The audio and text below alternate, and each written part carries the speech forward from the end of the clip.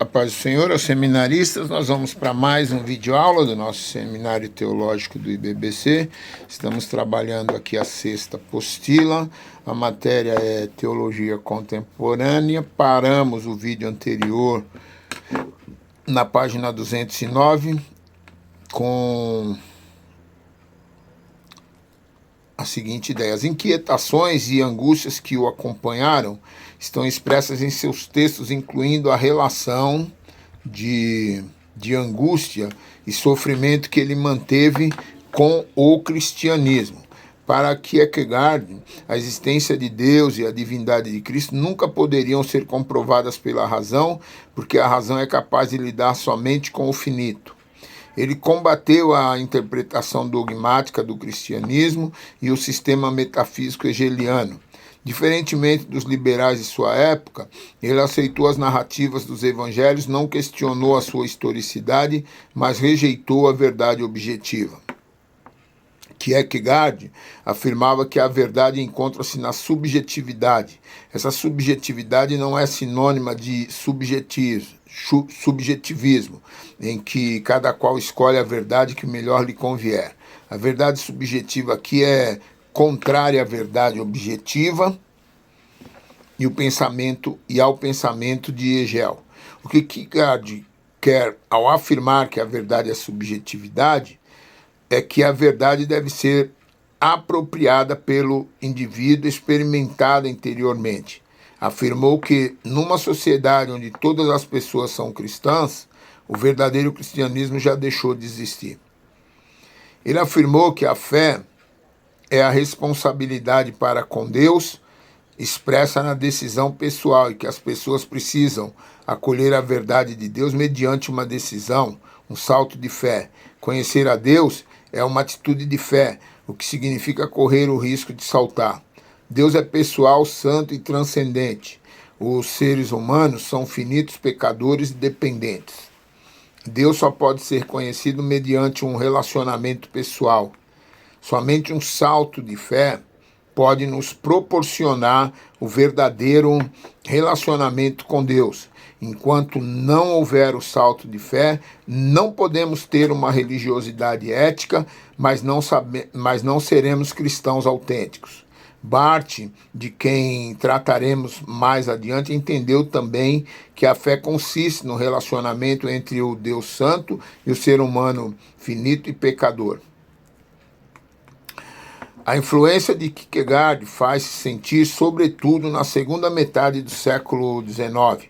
Em 1849 publicou Doença Mortal e em 1850 Escola do Cristianismo, em que analisa a deterioração do sentimento religioso. Morreu em 1855. Influenciou o pensamento moderno. Através de seus textos, ele buscava provocar o leitor e instigá-lo a pensar sobre si mesmo, sobre o mundo em que está inserido, sobre o seu lugar neste e sobre o seu papel como cristão. Para Kierkegaard, nascer em berço cristão não é garantia de ser cristão, pois para ser cristão é preciso antes se tornar um cristão, o que implica numa transformação interior, ética e existencial. Enfim, Kierkegaard foi um crítico do cristianismo de seu tempo, um autor religioso que, antes de provocar e instigar as pessoas a apropriarem-se das verdades da fé, tomou a si mesmo como protótipo dessa existência, o que fez dele um autor angustiado, impressionante e desconcertante. Paramos, página 210. Vamos para a página 211, lição 5, Neo-ortodoxia. Teologia dialética. Apesar de o liberalismo continuar a ser uma força que merece reconhecimento, a Primeira Guerra Mundial diminuiu a influência da teologia liberal clássica. Marcou o fim do progresso otimista do século XIX e preparou o palco para a corrente de características pessimistas dos anos que se seguiram. Uma nova forma de teologia protestante, a neo-ortodoxia iria dominar as próximas décadas. O novo movimento criticava duramente a teologia liberal. A neo-ortodoxia, na verdade, era uma tentativa de síntese entre a ortodoxia da igreja e o liberalismo teológico. E, sem dúvida alguma, nessa síntese o liberalismo perdeu força. Mas não só ele, a ortodoxia também já não seria mais a mesma. A neo-ortodoxia teve como principais proponentes Karl Barth, Emil Brunner, Richard Niebuhr e Reinhold Niebuhr. Lição 5.1, Teologia Dialética de Karl Barth. Karl Barth, discípulo de Hermann, foi teólogo suíço e pai de um novo movimento na teologia. Ele transformou a teologia do século XX em teologia da crise ou teologia dialética. A nova abordagem metodológica do movimento envolvia o uso do pensamento dialético que remonta ao mundo grego e a Sócrates, pelo uso de perguntas e respostas para derivar o discernimento e a verdade. Foi usado por Abelardo e é a técnica de colocar os opostos um contra o outro na procura da verdade.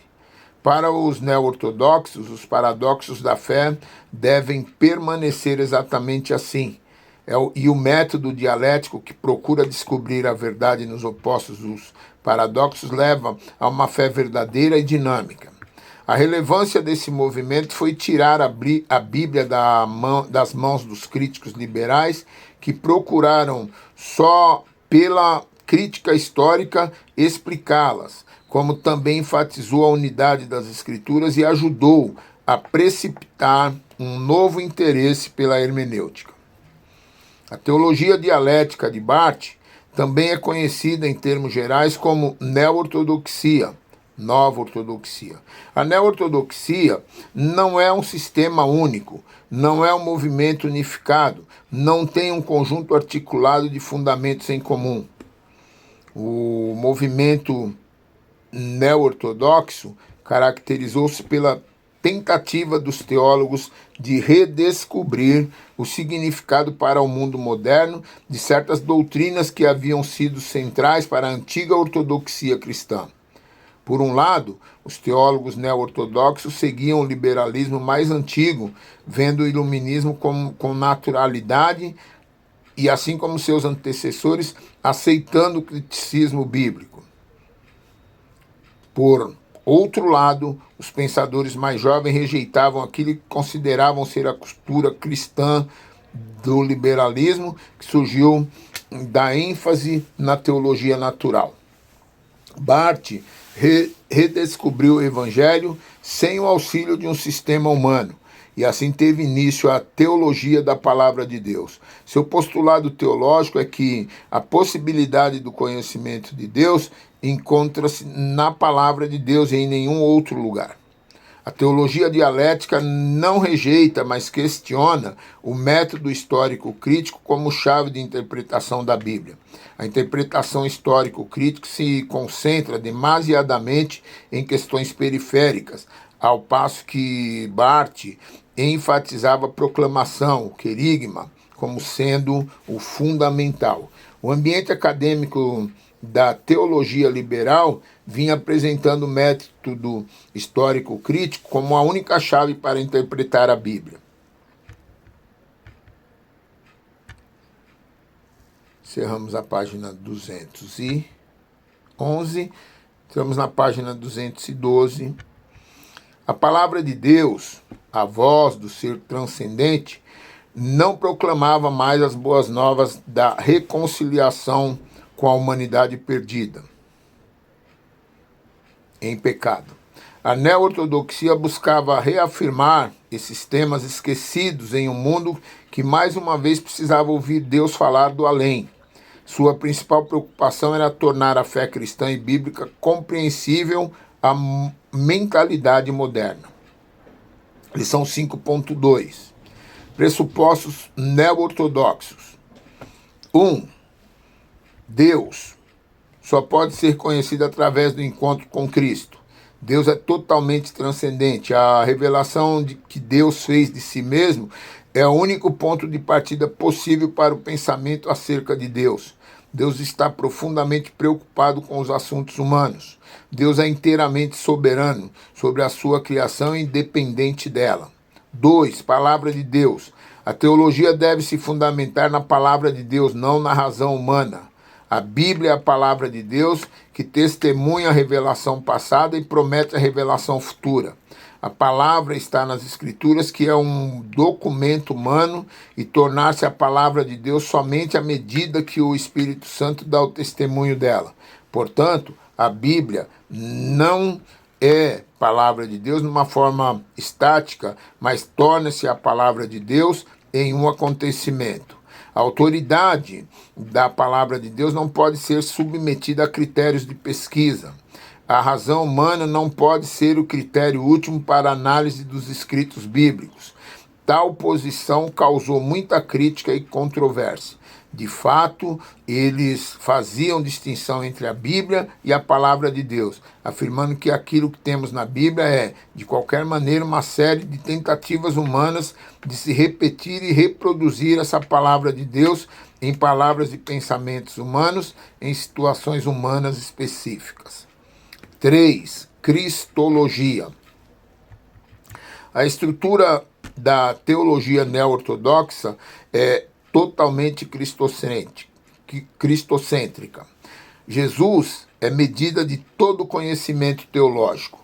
A sua ênfase na divindade de Cristo prejudicou a plena humanidade de Cristo nos primeiros anos. Barth fala do Jesus da fé e não da história. Jesus Cristo é a única e singular revelação de Deus sobre si mesmo. A palavra de Deus é em pessoa. Jesus Cristo é idêntico a Deus e, portanto, verdadeiramente humano e verdadeiramente divino. Pai, Filho e Espírito Santo são formas divinas de ser que existem eternamente dentro da unidade absoluta de Deus. 4. Salvação. O ser humano é totalmente pecaminoso e somente pode ser salvo pela graça de Deus. Como resultado da sua natureza absoluta, de nossa rebelião na condição de criaturas, o problema humano não está em como seres finitos podem conhecer Deus, mas em como um povo pecador pode ser reconciliado com Deus. Entretanto, eles rejeitavam a interpretação tradicional do pecado original como sendo um desvio moral herdado. Segundo eles, o ser humano peca por opção e não por causa de sua natureza. Assim, o pecado deve ser visto em relação à fé. A fé é a aceitação da nossa dependência em Deus, enquanto o pecado é a negação de nossa condição de criaturas. 5. A igreja. A característica essencial da igreja é ouvir a Deus. A igreja existe onde o ser humano presta ouvido a Deus. O caminho da igreja sempre foi e sempre será um caminho estreito. O mundo nem sempre foi grato à igreja por ela ignorar seus deuses. A vida na igreja e a vida da própria igreja terá que ser vida em humildade e serviço. 6. Fé cristã. Barth rejeitava a fé cristã como uma série de verdades proposicionais. Fé cristã é o resultado da dinâmica entre ser inspirado pela verdade do Evangelho e viver num mundo pecaminoso onde se deve testemunhar e proclamar a palavra. 7. Pecado. Barth acreditava no mundo caído, mas a queda não parece ter existência histórica para ele. Gênesis 3, por exemplo, não deve ser tomado como uma história literal, mas apenas como uma forma simbólica de explicar a realidade do pecado e do orgulho na vida humana. A queda é um paradigma para todos os seres humanos em todos os tempos, e não um evento em determinado momento do tempo. Encerramos a página 212, na página 213, lição 5.3, contribuições da neo-ortodoxia para a teologia. 1. Enfatizou a unidade das Escrituras ao ressaltar que elas contêm a palavra. 2. Rejeitou o liberalismo do século XIX e se voltou para os princípios da reforma. Com isso, houve interesse pela teologia dos reformadores do século XVI e pelos antigos pais da Igreja. 3. A cristologia foi examinada com mais cuidado e a palavra como proclamação reenfatizou a importância da pregação e da comunhão. 4. O uso da dialética, do paradoxo e da crise introduziu um esforço para conservar os absolutos da fé. E 5. Houve um interesse maior pela escatologia. Prosseguindo, lição 5.4, avaliação crítica da neo-ortodoxia. 1. Separou o cristianismo da objetividade, coloca a experiência subjetiva acima da revelação objetiva. Para a neo-ortodoxia, a revelação não é simplesmente uma declaração de Deus ao homem, e sim um encontro divino-humano, uma confrontação e um diálogo existencial. De acordo com essa premissa, a Bíblia não pode ser a palavra de Deus. Ela transforma em palavra de Deus à medida em que Deus fala conosco por meio dela. 2. A neo-ortodoxia conserva a linguagem teológica ortodoxa, porém a reinterpreta, e muitas vezes o resultado dessa reinterpretação é tão nocivo quanto veneno no leite. As doutrinas do pecado original, da queda de Adão, da redenção, da ressurreição e da segunda vinda de Cristo, são chamadas de mitos por Brunner e de saga por Barth. A interpretação que a neo-ortodoxia dá a essas passagens é, acima de tudo, existencial, quase nunca literal, sob a alegação de que essas doutrinas não descrevem eventos na história, e sim condições históricas sob as quais todos os homens vivem. 3. Muitos pressupostos da neo-ortodoxia são resultantes da influência do liberalismo, o que torna algumas de suas propostas inaceitáveis para os teólogos ortodoxos. Há ainda muita polêmica dentro da neo-ortodoxia, não sendo difícil levantar objeções a essa corrente teológica. Acredita que ela transforma em palavra de Deus à medida que Deus fala conosco por meio dela. Reconhece-se nessa premissa a dívida que a neo-ortodoxia tem para com a escola de filosofia existencialista. 4. A existência de Barth, a insistência de Barth em Jesus Cristo como coração da revelação é tão forte que o leva a negar a existência de qualquer outra revelação de Deus. Essa ideia é contrária à Bíblia, pois esta afirma que Deus se revela através de toda a sua criação. Alguns acusam Barth de fazer uma interpretação dualista da encarnação de Cristo, pois ele parece fazer uma distinção entre as duas naturezas, repudiando por completo o credo da Calcedônia. Ainda que Barth diga que nem afirma e nem nega a teoria da salvação universal, sua ideia de eleição universal em Cristo parece uma espécie de neo-universalismo. Além disso, seu repudio pelas descrições do céu e do inferno parece um conceito de salvação bem diferente do que é apresentado nas Escrituras. 5. Barth foi responsável por uma prática religiosa em que os valores evidenciam a religiosidade do cristão. Ele jamais conseguiu se libertar completamente do liberalismo teológico de seus mestres Hermann e Arnack. Ele revoltou-se contra o liberalismo teológico, argumentou contra ele, mas não pôde livrar-se de seus pressupostos. Tal como Kant, Barth confina Deus ao mundo dos números e apresenta a dialética, a teologia do paradoxo, como sendo a única teologia possível. Ele exclui razão, a priori, e deixa a porta fechada à percepção humana. Nós encerramos a página 213, entramos na página 214, tópico 6, enquanto que para a ortodoxia a Bíblia é infalível, na neo-ortodoxia mantém a posição crítica do liberalismo, que a Bíblia está cheia de erros e contradições. A neo-ortodoxia vai mais além do liberalismo em dizer paradoxalmente que, apesar disso, Deus fala infalivelmente através desse livro às pessoas de hoje. A neo-ortodoxia começou como uma reação aparentemente saudável ao liberalismo. Teólogos como Karl Barth, um dos maiores nomes, se posicionavam contra o racionalismo do liberalismo e davam valor às escrituras. Voltavam a falar de Deus em termos reverentes e encorajavam uma postura piedosa de vida. Acontece que, com o passar do tempo e na medida em que muitos escritos foram sendo produzidos, a neo-ortodoxia mostrou que não estava realmente disposta a confrontar o liberalismo com as simples verdades da palavra de Deus. Apesar das possíveis boas intenções, não acataram a Bíblia com o mesmo apreço dos reformadores que pregaram o seu caráter proposicional e objetivo. Nesse sentido, os neo-ortodoxos passaram a redefinir certos termos no sentido de evitar conflitos com a ciência conhecida e com supostos postulados históricos. Ou seja, procuraram conservar terminologia cristã em um paralelo a uma aceitação ampla de uma visão humanista da história.